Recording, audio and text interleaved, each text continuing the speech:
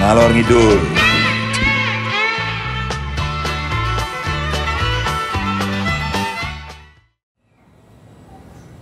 Oi, berikut kisah si tua Ses Pedati. Jadi seorang kusir pedati yang saya jumpai pada saat sering saya jumpai pada saat saya mau berangkat sekolah maupun pulang sekolah zaman-zaman masih SMP dulu. Waktu saya tinggal di Jogja. Saya SMP di Jogja 1 semester. Saya tinggal di Bumi Jolor, sekolah di Jetis. Jadi kita selalu lewat Tugu, terus ya berapa kilo kira-kira dari rumah. Mungkin ada 5 kilo barangkali ya. Saya naik sepeda situ. Nah, dalam perjalanan itu saya sering jumpa sama dia. Waktu itu Jogja masih sepi, belum seperti sekarang, pembangunan di mana-mana, ada jalan layang. Dulu masih dari Tugu ke Jetis sana tuh, waduh, masih banyak kebun-kebun tebu gitu. Nah, saya sering lewat situ dan kadang-kadang juga suka ngambil tebu, beruberan sama mandor tebu. Jadi waktu saya mau berangkat sekolah, dan setiap pagi atau sore itu ribuan sepeda itu di jalan-jalan Jogja itu. Oh, sepeda sepanjang mata memandang tuh sepeda semua. Saya ngalamin itu. Jadi entah papasan atau dia di depan saya gitu. Jadi kalau di depan saya biasanya kalau ada bau kelembak itu, bau rokok menyan, rokok kelembak itu, wah masih ada bapak itu di sana itu ujung. Jadi kan anginnya ke belakang, saya ke depan, dia kan sini. Nah, biasa suka nyium. Waktu sepedanya saya kebut gitu, lewatin lihatnya Pak, gitu kan. Wah, itu lantang suaranya, senyum, ketawa, ramah gitu. Entah kenapa ngelihat bapak itu rasanya sejuk gitu ya. Kesederhanaannya, kebersahajaannya itu nggak tergesa-gesa, nggak lunak itu bunyi kelonongan lembunya itu, kelonong itu bikin tenang hati juga itu. Jadi ya santai aja bapak itu gitu. Kadang-kadang kalau sempat istirahat dia berhenti di pinggir galengan itu, sawah atau samping tebu itu, dia buka bungkusannya bekal dari keluarganya, dari istrinya, nasi makan situ. Pas biasa kalau pulang sekolah itu suka ngobrol, suka ini ya, dia nggak panik kalau bensin naik, solar atau apa gitu, bukan sama energi, nggak kenal krisis energi. Bahkan perkembangan terakhir, kotoran lembunya itu bisa buat listrik, buat pupuk, buat apa gitu ya. Dan berapa tahun kemudian saya berangkat ke Jakarta atau ke Bandung itu, saya pindah-pindah sekolah gitu. Pas tahun 79 saya mulai rekaman lagu ini, termasuk di album Sarjana Muda. Saya terinspirasi oleh suasana itu. Jadi saya buat lagunya, judulnya Si Tua Ses Pedati. Ya rasa rindu saya terhadap kesederhanaan itu. Rasanya iri gitu ya, lihat bapak itu kok tenang hidupnya, nggak kemerungsung, nggak gerabak gerubuk gitu, santai gitu. Si Tua Ses Pedati.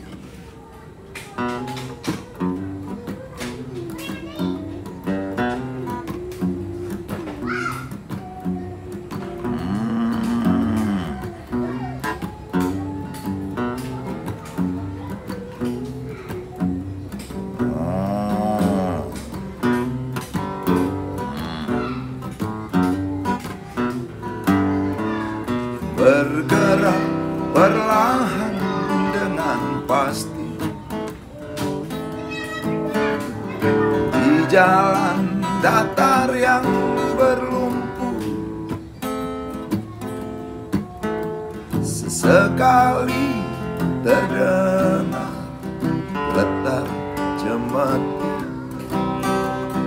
diringi teriakan lantang situasi pedati. Gerak pedati sebentar berhenti, tampak situasi pedati mulai membuka bungkusan nasi yang dibekali sang istri. Gerak pedati lalu jalan lagi, singgah di setiap desa tanpa ragu-ragu, tanpa malu-malu.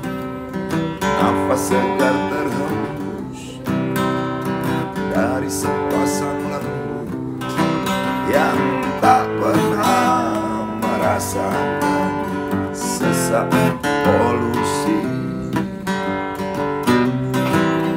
Dia tak pernah memerlukan,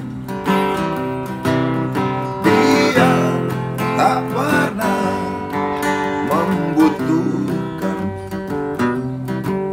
solar dan ganti oli bensin dan ganti busi, apalagi jas aki.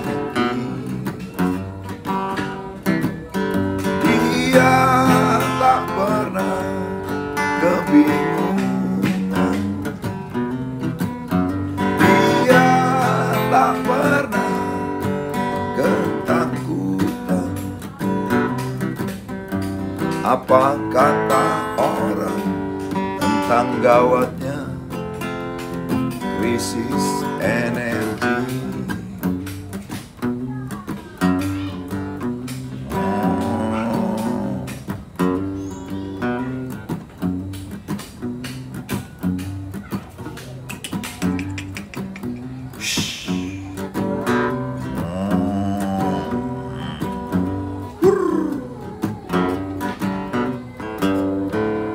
Gerak pedati dan lembu, seember rumput dan geletar cemeti, seakan suara azan yang dikasetkan.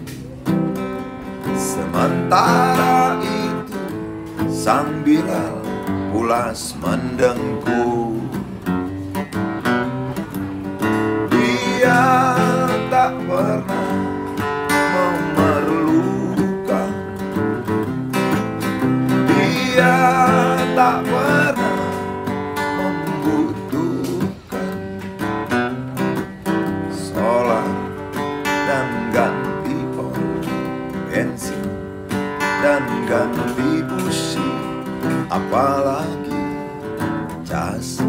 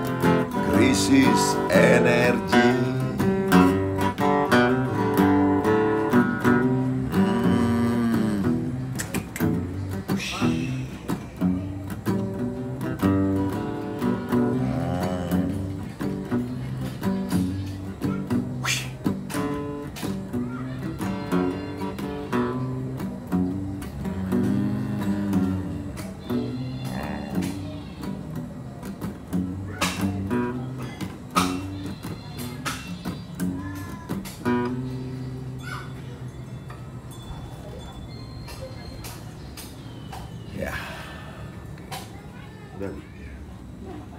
Sini nih.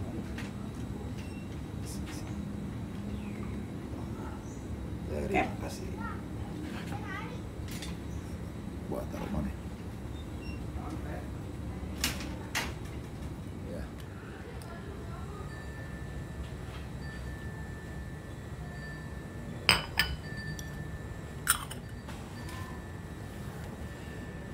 Krisis energi, ya nggak pernah khawatir gitu ya, takutan, bingung, karena memang nggak mengeluarkan apa dampak lingkungan yang nggak sehat ya. Kecuali kotoran lembunya itu di Inggris rupanya bocor karena kotoran ini itu. Cuman karena dikelola sekarang kan udah ada, jadi biogas itu kan, bahan bakar, jadi apa? Jadi buat masak, buat listrik, buat apa? Juga bensin, solar, nggak perlu aki ngecas, itu nggak ada apa itu. Langsam aja lancar itu. Ya itu Jogja masih bersih udaranya. Sekarang nggak tahu ya. Ya mungkin ini habis setahun pandemi ini, ada yang bilang udara jadi tambah bersih, tambah sehat. Walaupun dampak sosial, dampak yang lain, kayak ekonomi terutama itu sangat terpukul sekali. Tapi udara yang bersih itu dampak positif dari pandemi ini. Ya, di dunia itu sekitar 20% sampai 60% udara membaik. Khususnya Indonesia 40%, sekitar 40%. Jadi lebih bagus keadaan dibanding sebelum pandemi. Sebelumnya waduh serem. Langit lebih biru katanya. Sehat. Daun-daun lebih hijau, udara lebih segar. Ya serem ya, polusi itu. Aduh. Ada banyak penyakit bawaan yang dihasilkan oleh polusi, itu ada 6 kalau nggak salah itu. Jelas infeksi saluran pernafasan akut, lalu asma, dan gangguan saluran pernafasan, pneumonia, itu paru-paru basah, kanker, stroke, dan kencing manis. Sangat ya. Sebab polusi ya ada dua, karena aktivitas manusia dan alam. Kalau yang aktivitas manusia itu ya seperti bahan bakar, masak, bakaran sampah, bakaran hutan serampangan itu ya. Itu apa, pestisida dan segala macam lah itu ya. Banyak pabrik-pabrik asap gitu kan juga, dengan buangan pabrik, limbah. Dan dari alam itu ya gunung meletus, lalu kebakaran hutan secara alamiah, dan aktivitas mikroorganisme. Itu polutannya berbentuk asap, debu, dan gas. Ya solusinya, jalan keluarnya untuk supaya nggak polusi ya, mengurangi kegiatan-kegiatan yang menyebabkan polusi. Kalau bisa menghilangkan. Itu PR berat, PR besar buat dunia ya. Karena manusia ketergantungan sama pabrik kan tinggi, sama alat transportasi apalagi gitu ya. Terus bahan bakar dan segala macam. Bagaimana tantangan para ilmuwan untuk menemukan energi yang ramah lingkungan, yang nggak merusak alam. Pesawat ya, berapa banyak dalam sehari kan mengeluarkan zat buangnya itu. Ya itu kira-kira. Ini PR kita bersama. Mudah-mudahan segera selesai, mengingat populasi manusia di muka bumi ini hampir 8 miliar gitu ya. Ada yang bilang daya tampung dunia ini kuatnya cuma 4 atau 5 miliar. Nggak ngerti lah, itu para pakar yang tahu ya. Walaupun di banyak tempat masih banyak tempat-tempat kosong. Tapi kalau lihat dari pesawat terbang ke bawah masih banyak ruang. Mungkin numpuk di kota semua barangkali orang-orangnya. Sehingga ya ini nggak ngerti lah bagaimana jalan keluarnya itu. Para aktivis atau pemangku kekuasaan untuk mengatur ini semua. Ya di acara ini enggak juga, saya juga bukan pakar yang bisa menjawab semua persoalan gitu. Cuma ini kegelisahan saya yang pernah dijadikan lagu. Soal jalan keluar ya tentu para ahli-ahli di bidangnya masing-masing ya. Soal polusi, lingkungan hidup, soal kebijakan-kebijakan politik ya ahli-ahli politik gitu kan. Ya presiden dan teman-temannya lah itu. PBB lah itu, orang-orang politik. Baik, terima kasih, sampai ketemu lagi minggu depan. Salam oi. Jangan lupa like, comment, share, dan subscribe.